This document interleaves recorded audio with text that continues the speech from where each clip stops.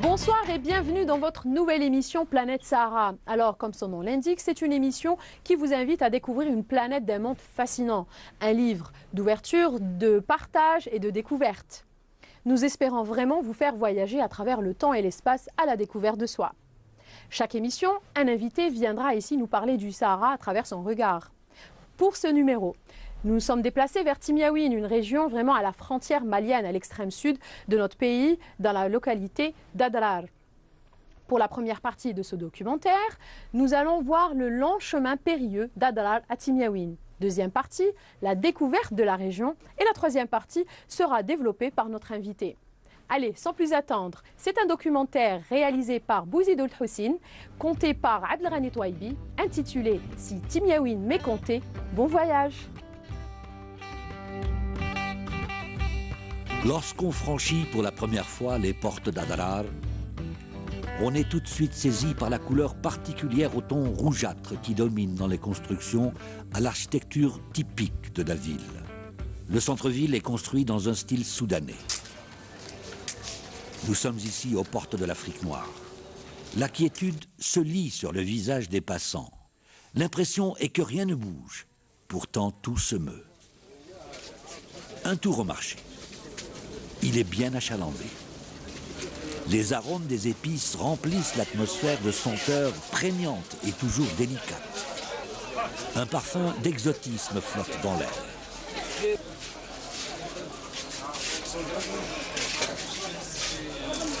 Adrar est un carrefour géographique et culturel. Ici se mêlent nomades, sédentaires, africains noirs et maghrébins du Nord. Située au sud-ouest algérien, la région d'Adrar rassemble des espaces différents. Au nord d'Adrar est le Gourara et la célèbre oasis de Timimoun. Et en quittant le territoire du Gourara, vers le sud, le Touat déroule ses oasis, Tamentit, Tamsert, Kounta. Et à l'extrême sud du Touat, l'oasis de Sali, dans la région de Regan, à la lisière du désert brûlant du Tanezrouft, qu'il faut franchir pour atteindre les parcours des Touaregs nomades.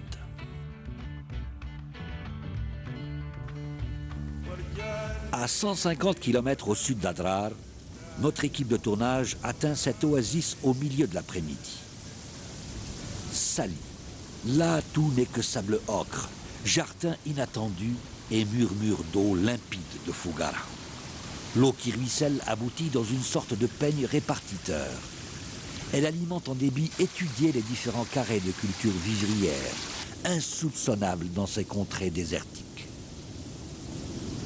Toutes sortes de légumes et de céréales poussent ici.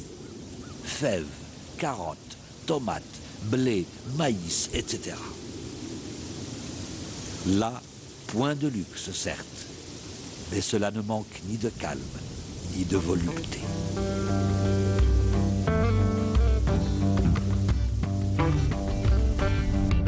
La halte reposante de Sali est la bienvenue avant la longue traversée du Tanezrouft, le pays de la soif. Sur plus de 800 km, le Tanezrouft déploie son redoutable plateau désertique fait de rocailles et de terrains mous et sablonneux. Il n'y a pas âme qui vive à des kilomètres à la ronde. Seul se dresse, comme par miracle, cet unique arbre de tamaris dont les routiers se font un rituel de l'irriguer à chacun de leurs passages pour maintenir un semblant de vie au milieu de ce paysage hostile. 10 heures sont nécessaires à un véhicule tout-terrain pour traverser le désert le plus chaud au monde.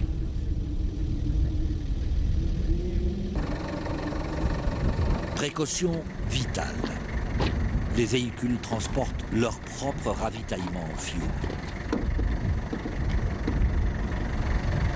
Première halte au kilomètre 340.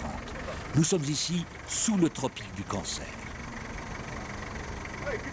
Caractéristique de cette latitude, qui va du tropique du Cancer à celui du Capricorne, c'est uniquement à ces latitudes que l'on peut voir le soleil à son zénith.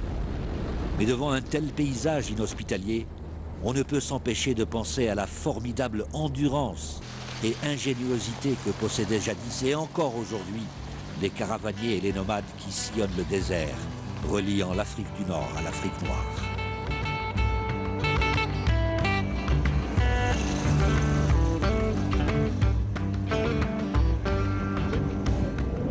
Notre convoi est pris dans une tempête de sable. Le vent emplit l'atmosphère de petits grains de sable qui affaiblissent la visibilité et malmènent la mécanique des véhicules. Le vent ralentit la progression. Mais bientôt surgit entre dunes de sable et vents de poussière une sorte d'arc de triomphe sorti de nulle part. L'édifice qui se dresse devant nous est construit dans le plus pur style de l'Afrique profonde.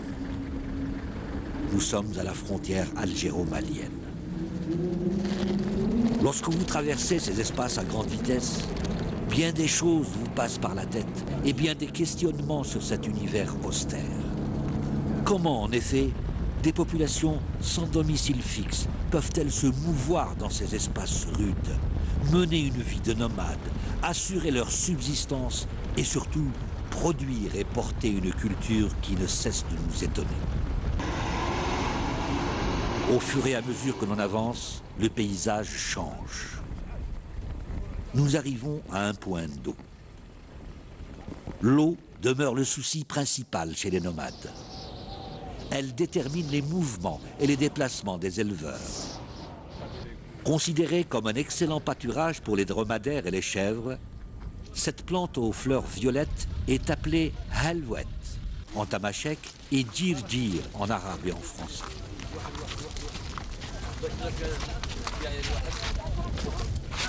Installé depuis quelques jours dans ce lieu dit Ifertaten, ce groupe de nomades fait partie de la confédération des Ifouras Kel Hadar, tribu maraboutique. Ils se disent descendants de Mohamed el-Mukhtar Aïta, un shérif de Bouddha dans le Touat. Au milieu des Tissarérines, les acacias, les femmes gardent le camp. Celle-ci court après un chevreau pour l'empêcher de téter sa mère. Le lait est trop précieux. D'autres femmes s'occupent des tâches ménagères quotidiennes. Mais ce chevreau n'a pas l'air content et il le fait bien comprendre.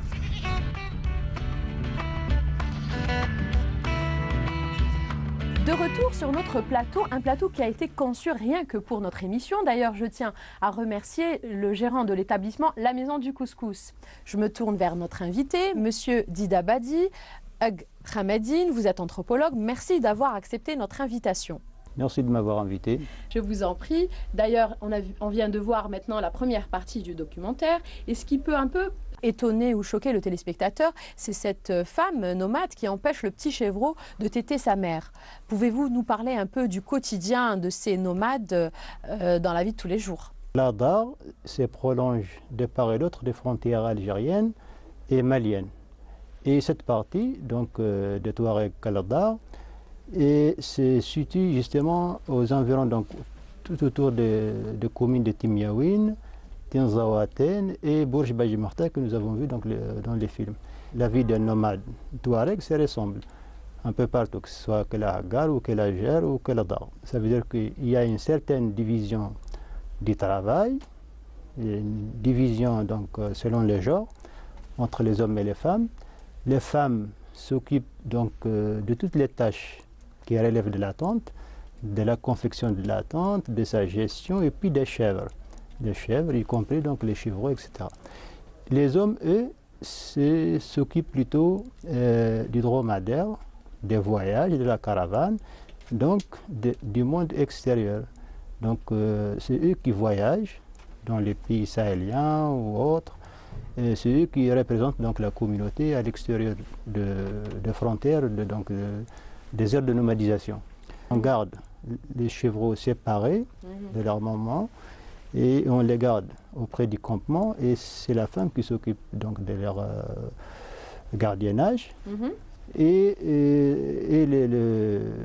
les chèvres sont dans les pâturages, etc.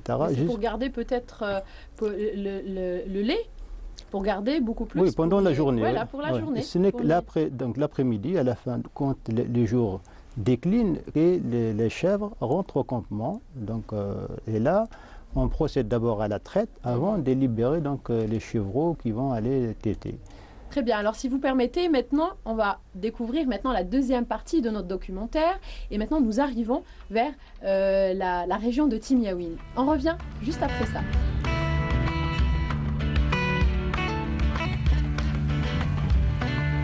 Timiaouine. Timiaouine est une bourgade de semi-nomades située à 150 km au sud-est de Borj Beji Mokhtar.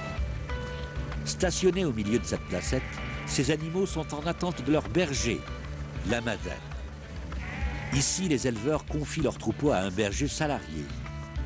Et chacun le rémunère selon la taille du cheptel. Ces éleveurs sont des semi-nomades. Ils ne quittent jamais les parcours de la région. Ils reviennent chaque soir à Tarahamt, leur maison en Toub.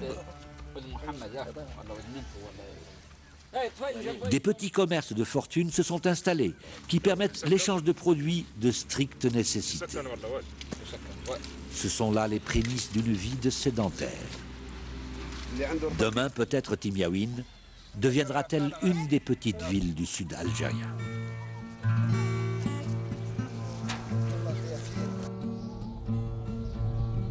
Irer Yargan, la vallée jaune. C'est ici que repose le saint Hamadine, entouré de ses proches et adeptes. Né au début du XXe siècle, Hamadine est le petit-fils de Defa, fondateur de la chefferie traditionnelle des Ifouras. En maître soufi, il a toujours plaidé pour la paix et rejeté la violence. Les Touaregs en transhumance ne manquent jamais de faire escale dans cet havre de paix pour y lire une fatiha et se recueillir sur la tombe du saint.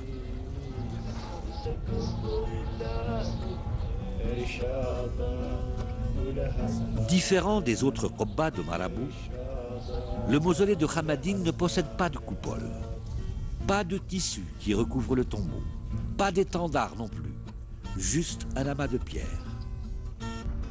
Hamadine fut l'élève de Bey el-Kunti, qui l'a initié à la tariqa Qadiriya.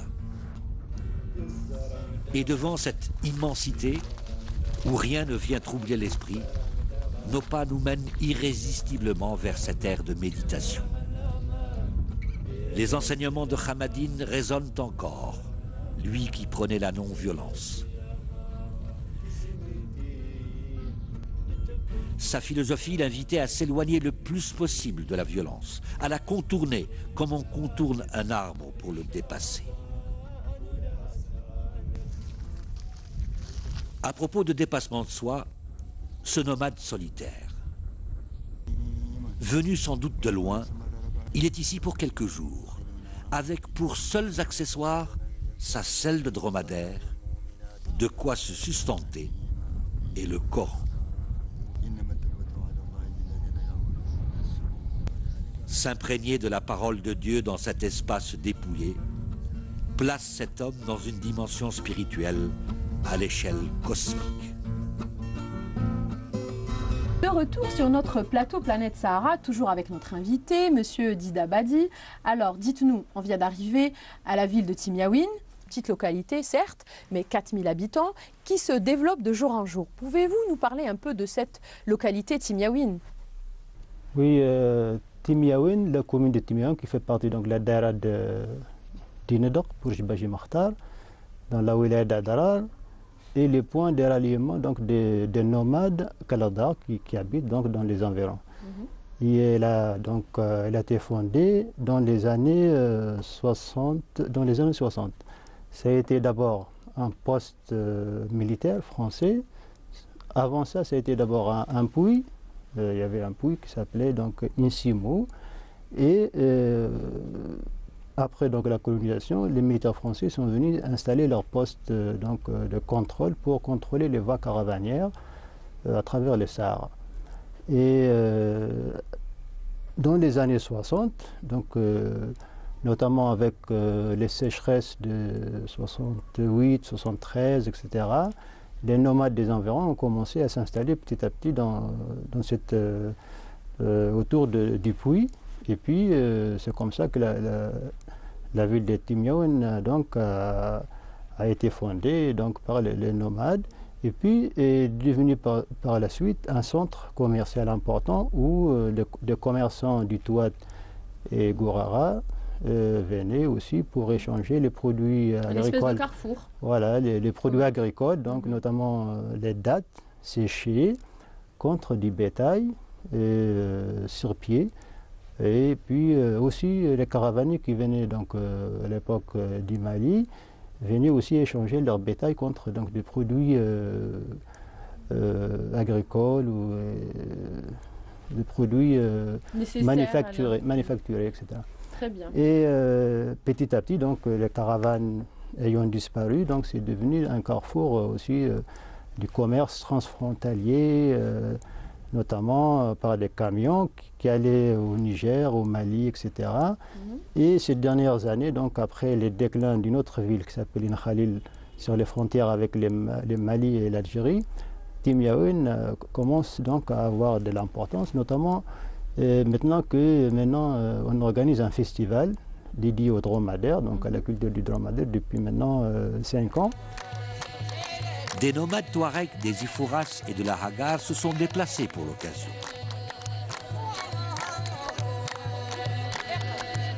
C'est au son du tindi que la cérémonie commence. De part et d'autre, hommes, femmes et enfants se regroupent sur un grand terrain. La joie illumine les visages. Les spectateurs se sont parés de leurs plus beaux habits.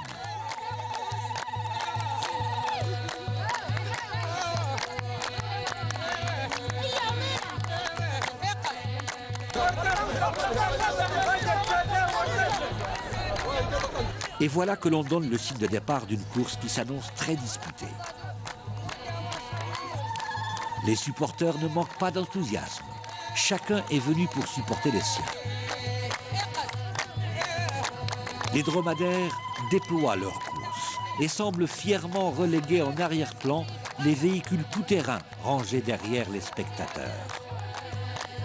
Les Touaregs riches d'aujourd'hui ont tendance à adopter ce moyen moderne pour se déplacer, ainsi d'ailleurs que le téléphone mobile pour communiquer. On n'arrête pas le progrès. Mais on n'efface pas pour autant l'histoire et la culture aussi facilement.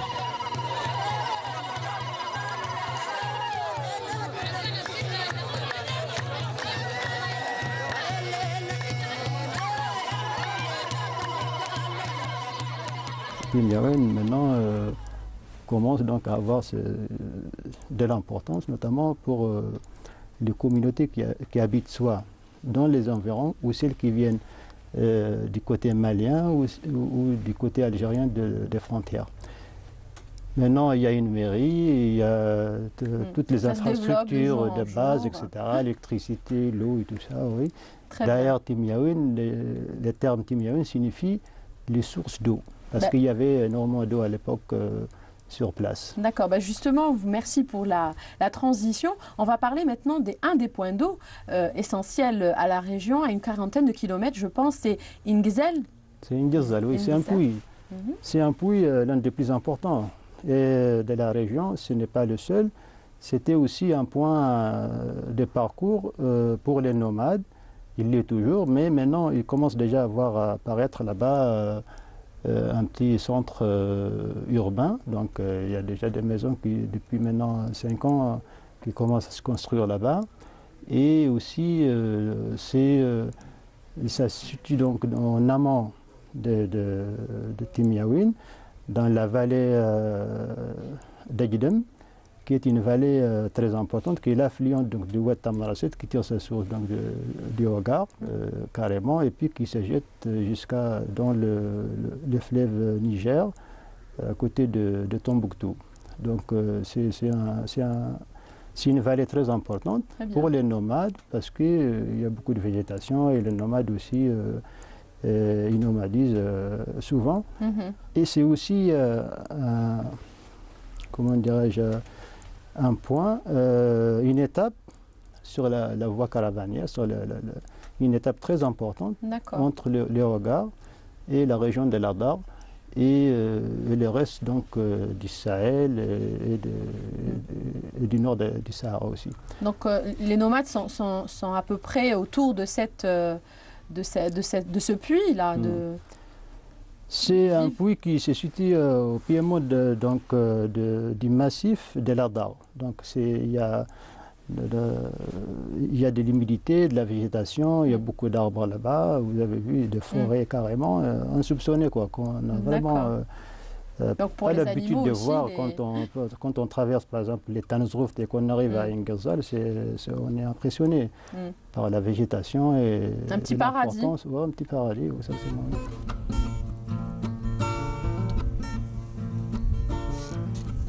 Après avoir traversé ces champs de Halouat, la plante particulièrement appréciée des dromadaires et des caprins, nous voilà à Ingezel.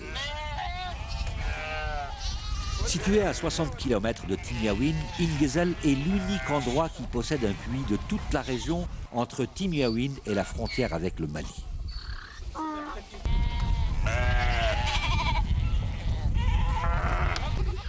Ingezel signifie un puits où il y a abondance d'eau.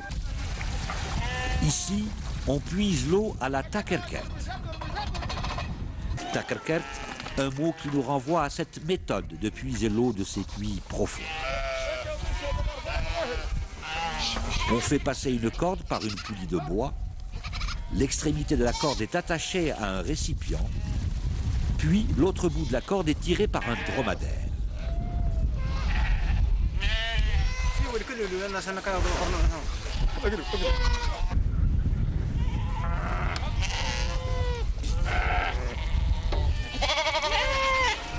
Ce cheptel ovin est essentiellement composé de l'espèce Ogis longipes, dite Deman. Cette espèce est présente dans tous les pays du Sahel. Elle affectionne les grands centres de pâturage et craint le froid. Et là aussi, donc, il y a des traces de l'occupation humaine ancienne. Il y a des gravures, des monuments funéraires, de l'art rupestre. Il y a aussi donc actuellement, donc, pas loin de là, à peu près 10 km, le tombeau du saint Hamadine. C'est un saint qui est très, très vénéré par la population locale.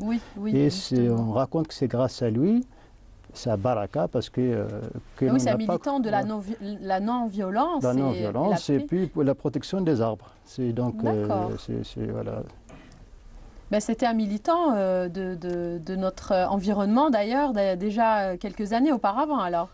Oui, bon, lui, il a vécu à peu près il est décédé, disons, vers la fin du 19e siècle.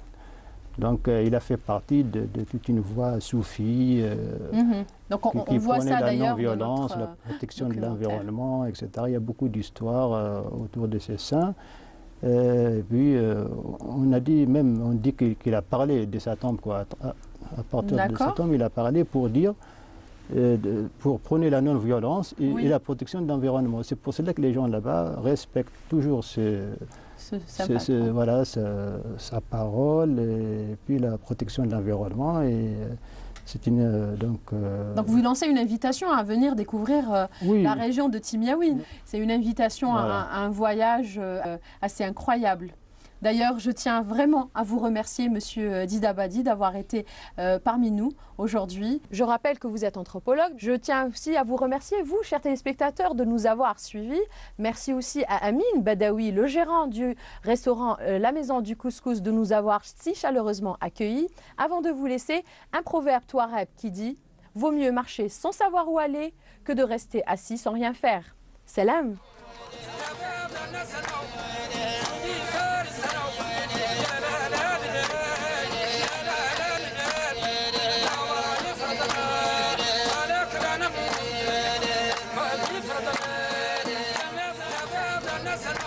Yeah.